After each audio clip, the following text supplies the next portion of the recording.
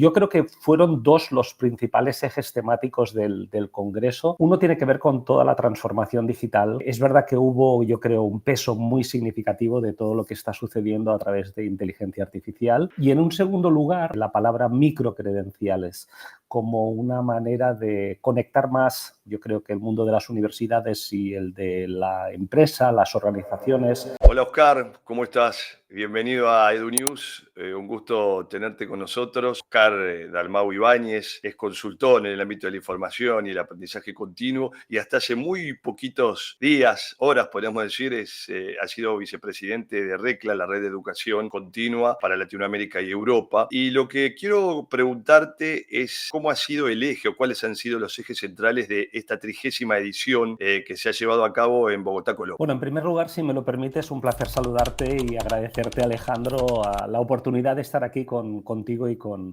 vosotros, con ustedes, si me lo permitís. Obviamente, hace nada, muy pocos días, teníamos la oportunidad de encontrarnos cerca de 450 personas, más de, creo que 300 universidades, especialmente de la región de Latinoamérica, también de Europa, algunas de otras latitudes, y agradecer también la organización, tanto por parte de RECLA como de la Universidad de los Andes y de la Universidad de La Sabana allí en Colombia. Yo creo que fueron dos los principales ejes temáticos del Congreso. Uno tiene que ver con toda la transformación digital. Es verdad que hubo, yo creo, un peso muy significativo de todo lo que está sucediendo a través de inteligencia artificial como driver que verdaderamente está transformando digamos, el status quo, las maneras de aprender y de enseñar en este ámbito, ¿no? Y en un segundo lugar, creo que se ha dedicado mucho esfuerzo a pensar cómo estructurar la oferta de capacitación y ahí se ha hablado mucho de la palabra microcredenciales como una manera de conectar más, yo creo que el mundo de las universidades y el de la empresa, las organizaciones, la de flexibilizar también más los programas de capacitación y conectarlos más con competencias, ¿no? Y por tanto, en esta idea de hacer cosas más directas, más útiles, también más flexibles a lo largo de la vida de las personas. Claro, ¿cómo se conectan estas microcredenciales, microcertificaciones con el mundo laboral? En primer lugar, reconocer que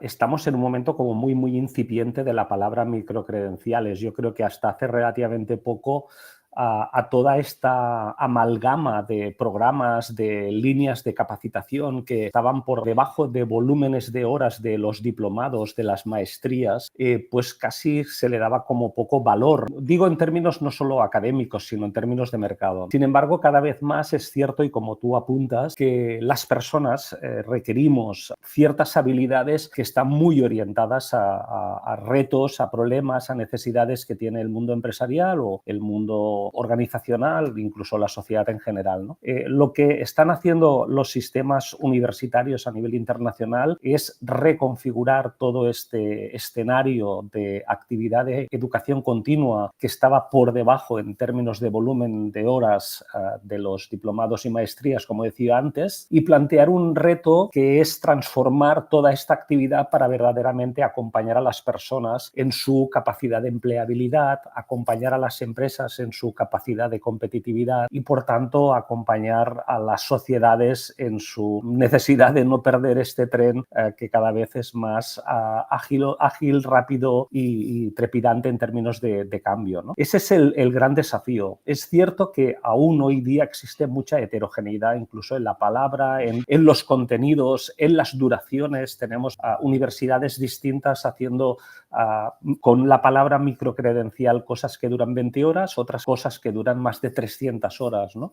Entonces yo creo que todavía estamos en un momento de acabar de ver cómo damos respuesta a los retos y a partir de ahí yo creo que se acabará configurando un marco global. En Europa se está trabajando en ello para de algún modo definir y facilitar también la compatibilización entre universidades, la convalidación entre microcredenciales entre universidades, ¿no? Entonces todavía hay un trecho por delante para acabar de consolidar todo lo que quiere decir esa palabra. Claro, un camino por recorrer recorrer. Yo leí el resumen, ¿no? Los insights que vos preparaste sobre esta 30ª edición y me pareció interesante cuando vos planteabas esto de recolectar, recoger, digamos, retomar todo lo que se charló y pensar algunos ejes, como por ejemplo qué pasa en el aula al flujo del trabajo, en el camino, en ese recorrido que vos recién mencionás. Bueno, cómo trabajamos para que verdaderamente esto se una y haya una convergencia, ¿no? Entre lo que sucede en las aulas y lo que verdaderamente se está demandando hoy en el mercado laboral y lo que les pasa también a los estudiantes, a los jóvenes de hoy. Porque a mí me parece también que los que estamos en las aulas entendemos que hay un replanteo por la sociedad, por los ritmos de lo que sucede hoy en día, mismo por la tecnología, ¿no? Esto reconfigura de alguna manera el espacio del aula, sin desmerecer, por supuesto, las carreras convencionales, que a veces también se habla como desde una pequeña competencia, ¿no? En este nuevo encuentro. De hecho, una de las reflexiones sobre las que se pivotó constantemente es el propio rol que tienen que tener las universidades en la sociedad actual, ¿no? Demasiado a menudo nos dejamos arrastrar por esta palabra de competencias, empleabilidad, competitividad, y es verdad que tenemos que favorecer que las personas que participan en los programas de educación en las universidades tengan más capacidades para poder insertarse profesional, laboralmente y también socialmente, pero tampoco podemos perder de vista que el rol también de la universidad es formar personas como personas, ¿no? Por tanto, Claro. desde este componente también más humanista, más social, si me lo permites, ¿no? Entonces, sí que es cierto que desde ahí se conectaban las dos cosas, el cómo podemos desde las universidades favorecer más esta conexión con el mundo empresarial para que sea una pasarela natural y se potencie esa conexión entre uno y otro mundo, sin perder una de las razones de ser, que es también la dimensión biopsicosocial, la dimensión humana, la dimensión más comunitaria de formar y educar personas que tienen que convivir y tienen que saber ser, saber estar en el conjunto de una comunidad. Es verdad. Y otro tema que me pareció muy interesante que planteaste es inteligencia artificial entre el círculo vicioso y el virtuoso. ¿Por qué lo definiste de esa manera? Creo que, con toda sinceridad, robé las palabras a alguno de los De los conferenciantes o disertantes, alguna claro. pregunta, sí. Sí, porque había como esa doble mirada, ¿no? Por un lado, la mirada temerosa sobre todo lo que está representando inteligencia artificial en términos de riesgo de puestos de trabajo, riesgo en términos de aportación de valor por parte de las personas, ¿no? Y por otro lado está toda esta labor y todo lo que estamos viendo ya que los frutos de la capacidad de la inteligencia artificial también en educación, ¿no? El cómo es capaz de aportar valor a los docentes, el cómo es capaz de aportar valor en la personalización de los aprendizajes. Ahora que hablabas de la conexión entre el mundo educativo y el de la empresa, el cómo con inteligencia artificial podemos acompañar a las personas en el puesto de trabajo. Entonces, hay muchas oportunidades, ahí estaría todo el lado virtuoso. Sin embargo, es cierto que hay riesgos también, por ejemplo, en temas de ética, en temas de ciberseguridad, y ahí también incluso en términos de pérdida del rol, digamos, del docente, ¿no? Y de los profesionales del mundo académico, ¿no? Entonces ahí estaba la parte esta más viciosa de dejarse llevar por la corriente, arrastrarse sin una reflexión como más meditada sobre cómo podemos y de qué manera podemos aprovechar más la inteligencia artificial, ¿no? También pensaba, ¿no? Acá es muy importante entender lo que está sucediendo a nivel mundial, porque eso es lo interesante. Estamos todos atravesados por la misma situación, es decir, la inteligencia artificial, la tecnología en el aula. Y viste que ahora hay un corrimiento. Bueno, quitemos el celular, las aulas que vuelvan a ese estado puro, digamos, para lograr, como siempre charlamos en estos encuentros, ¿no? Creo que hoy una de las carencias que se ven en el aula es lograr la atención de los alumnos, no volver a ese momento de introspección que tiene el estudio. Hace poco hablaba con un conterráneo tuyo, con Carlos Mazo, y él explicaba algo que me pareció interesante. Decía, bueno, pero en el aula se tiene que dar todo lo que tiene que ver con la experimentación. El tiempo allí es infinito, de alguna manera, contrarrestándolo con lo que sucede en el ámbito laboral, donde hay tiempos que cumplir, si bien, por supuesto, en la escuela también, pero digo, formemos a los alumnos, démosle esa cuota de seguridad, todo lo que podamos ofrecerles en términos de contenidos y de aprendizaje y de habilidades para que después eso pueda ponerse en práctica en la vida laboral. Fíjate que Quizás en el ámbito de la educación continua tenemos como más posibilidades, ¿no?, de poder hacer eso, ¿no? Yo creo que está habiendo un cambio ya no solo por la transformación digital y la inteligencia artificial, sino un cambio en las estrategias de aprendizaje, en las metodologías, ¿no? Buscando metodologías cada vez más activas, ¿no?, donde verdaderamente el participante o la persona que está llevando a cabo ese proceso de desarrollo profesional es la que lidera su propio proceso, ¿no? La simulación, los juegos, los laboratorios para practicar, como decías tú, ¿no?, generando un entorno de seguridad, de confianza, donde el error es una oportunidad para el aprendizaje. Todo lo que son tendencias de aprendizaje basado en retos, basado en problemas, yo creo que cada vez está ganando como más espacio dentro de las actividades y de las líneas de trabajo. Insisto, especialmente todavía más en educación continua, porque quizás es un brazo que permite jugar, digamos, a probar, a experimentar y a llevar a cabo cosas que a lo mejor se conectan más con lo que requiere hoy día el mundo de la empresa, ¿no? Entonces ahí yo creo que todavía hay más oportunidad y hay más creatividad a la hora de innovar los modelos de aprendizaje. Sí, además en los modelos de aprendizaje se habla mucho, como vos recién decías, de la innovación, de la creatividad y de estar, digamos, acorde a lo que demandan hoy los estudiantes del presente y también en el futuro. Pero, ¿cómo lo ves vos con lo que pasaba hace 20, 30, 40 años? Hay mucha diferencia en el perfil de estudiante de cuando nosotros a lo mejor, dejando de lado la tecnología, ¿no?, éramos jóvenes y lo que le sucede a los jóvenes hoy. Claro, todo cambia, ¿no? Pero también es verdad que muchas veces escucho o leo artículos relacionados, por ejemplo, con la falta de valores en la juventud, ¿no? Y seguramente no es eso, es decir, que tienen otros valores que valoran de otra manera los valores, ¿no? Es decir, el concepto compromiso a lo mejor no es exactamente el mismo el que yo tengo entendido y el que pueda tener mi hija, ¿no? Que eso no quiere decir que los dos sintamos compromiso en aquello que hagamos, pero de entrada a lo mejor lo entendemos de manera un poco distinta. Yo creo que es cierto que los modelos de aprendizaje están cambiando, también se están adaptando a estas nuevas generaciones que también buscan otras cosas, ¿no? En el Congreso se puso de relieve una tríada en la que por un lado estaba aprendizaje, pero el otro estaba entretenimiento. Yo creo que entretenimiento también es como un elemento muy presente hoy a nivel social, ¿no? Por ejemplo, a través de redes sociales, por ejemplo, a través de plataformas como Netflix, como otras que generan una manera de acercarse a contenido audiovisual y al ocio como muy distinta, ¿no? Y el tercer elemento en la tríada era un elemento de cosas muy cortas, ¿no? Es decir, espacios muy breves. Está como muy contextualizado y muy conectado con cosas rápidas, ágiles, ¿no?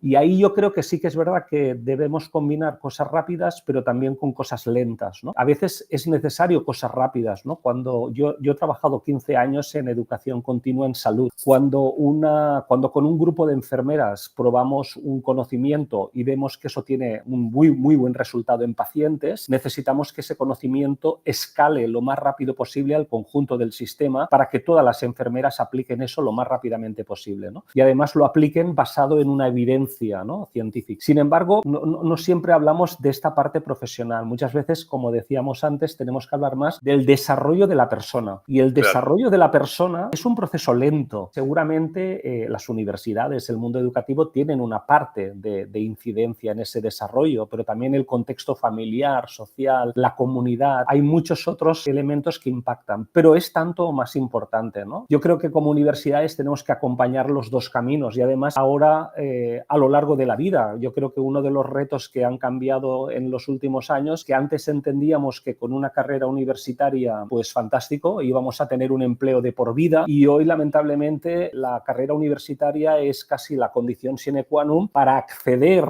a un cierto mercado laboral, pero a partir de ahí el aprendizaje es incesante, constante y multicanal, es decir, de muchas maneras. Perfecto, lo sintetizaste muy, muy bien, porque creo que pasa por ahí, ¿no? Es decir, ese ciclo de grado inicial que todos por lo menos quieren crecer debería tener, y ahí es donde a lo mejor entra la microacreditación, la certificación, ese recorrido puntual, específico, donde te permite conectar con las necesidades ya en la vida profesional. ¿Y cómo dentro de esta nueva edición, cómo se planteó el rol de los docentes? ¿Cómo viste o cómo pusieron ellos su situación dentro del aula? Ciertamente has dado en un punto, no sé si de debilidad, pero sí de dolor, digamos, en términos de sistemas, ¿no? de educación.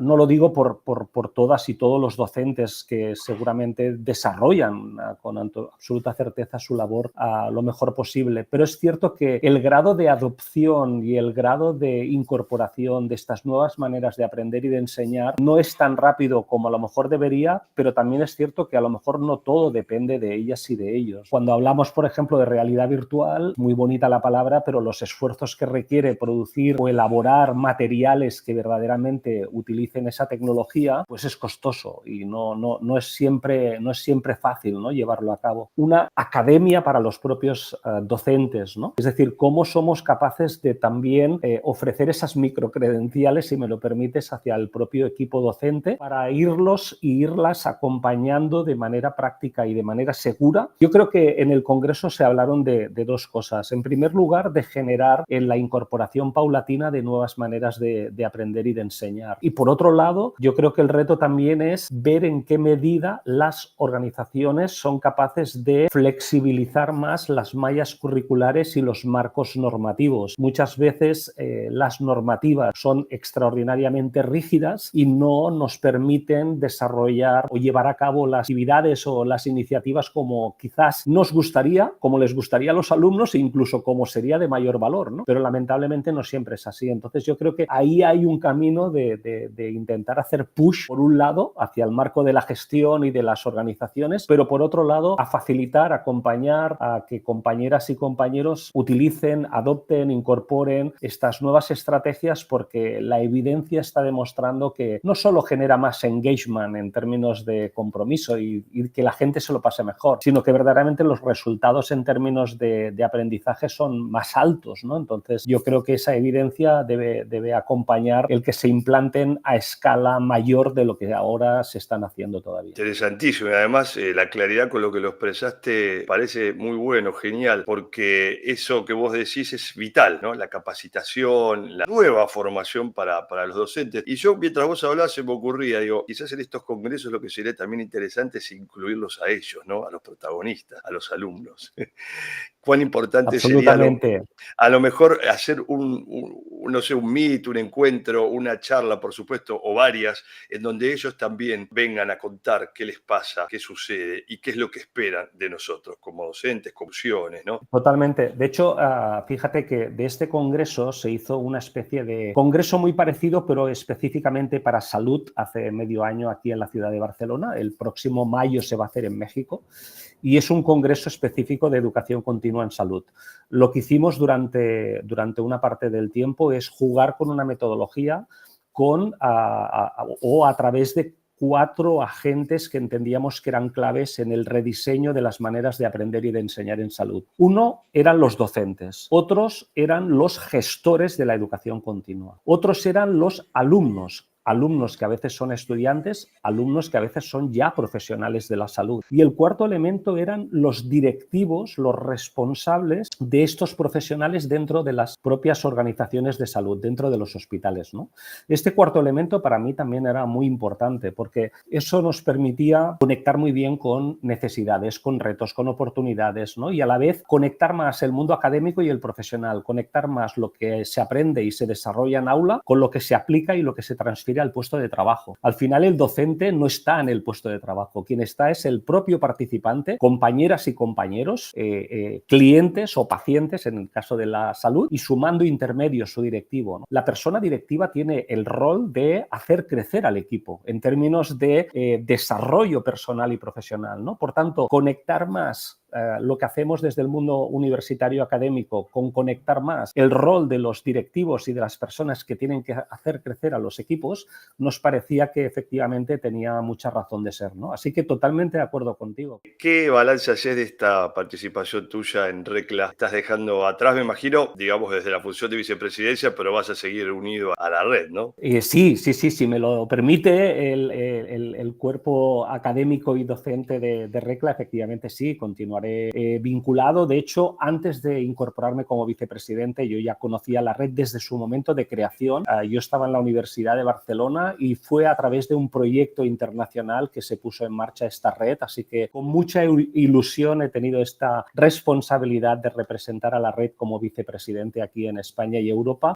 Me da mucha satisfacción ver que la red ha crecido en número, ha crecido en volumen de profesionales, estudiantes, pero sobre todo ha crecido en valor y en capacidad de influencia. Entonces, desde esta perspectiva, con independencia de mi rol, evidentemente continuaré cerca de esta red porque incluso diría que es para todas y para todos una oportunidad continua de aprendizaje y de networking, ¿no? Es un espacio donde encontrar con compañeras, compañeros de otras universidades que en el fondo se enfrentan a retos muy parecidos y a veces muchas de sus estrategias son las más idóneas y acertadas para hacer frente a los propios desafíos. Así que con mucha humildad y con mucho interés, efectivamente, continuaré por ahí. Y si me lo permites también porque se conecta con propósito, ¿no? Al final la educación continua desde las universidades lo que busca es impactar de manera positiva en la sociedad. Desde este reto más de comunidad social, conectado con los objetivos de desarrollo sostenible, creo que entre todas y todos tenemos un desafío